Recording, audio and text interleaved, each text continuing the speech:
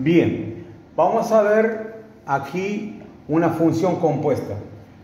Para determinar una función compuesta es necesario saber el dominio e imagen de ambas funciones.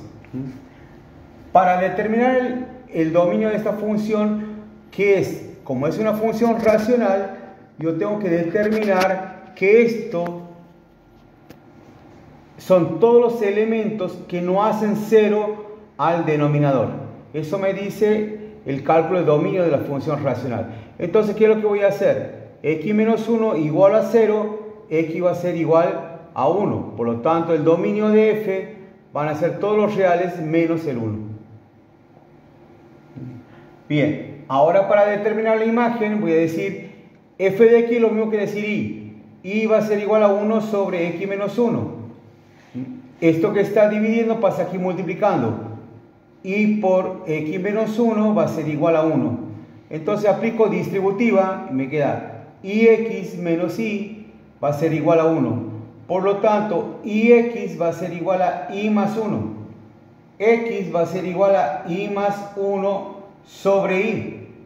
Entonces, Y va a ser igual a 0. Por lo tanto, la imagen de F va a ser igual a todos los reales menos el 0.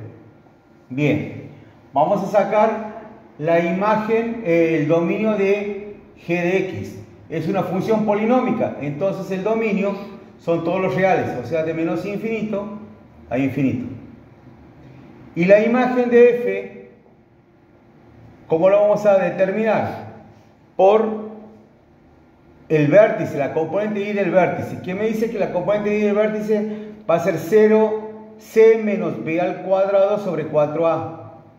Entonces, voy a decir que c es 7 menos 5 al cuadrado sobre 4 por 1.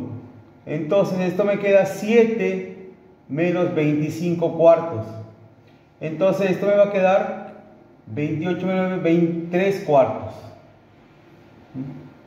Bien, como la concavidad positiva, la imagen de G, aquí la imagen de G, puesto me he confundido aquí con el dominio de F, la imagen de G va a ser de 3 cuartos a infinito, porque la concavidad es positiva y esto lo toma.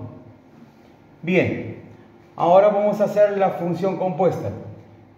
Decimos G compuesta en F, siempre se lee al revés, de atrás para adelante. Entonces decimos que la imagen de G tiene que ser igual al dominio de F.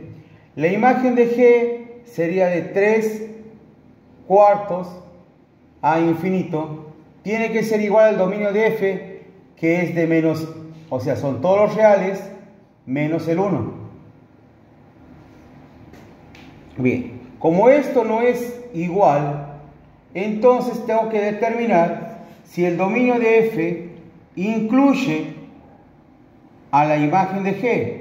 Y esto es cierto. Por lo tanto, puedo restringir el dominio de F. Entonces existe, vamos a poner aquí,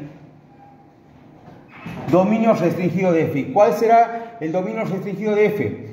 El dominio restringido es tomar una parte del dominio para igualar a la imagen y de esa manera hacer cumplir una ley o propiedad. Entonces yo voy a poner que la imagen de G va a ser igual al dominio restringido de F.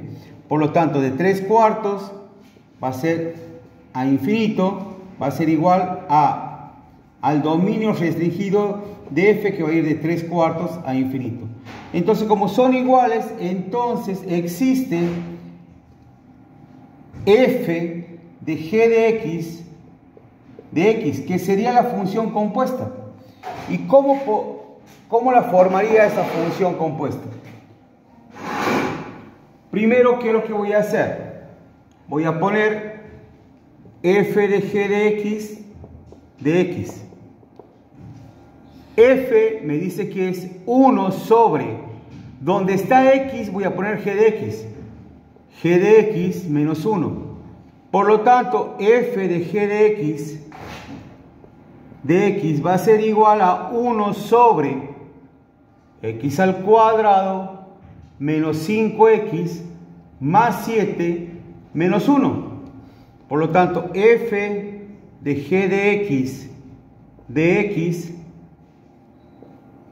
va a ser igual a 1 sobre x al cuadrado menos 5x más 6. Por lo tanto, eso se constituiría en la función compuesta. Todo esto va a ser la función compuesta. G compuesta en F.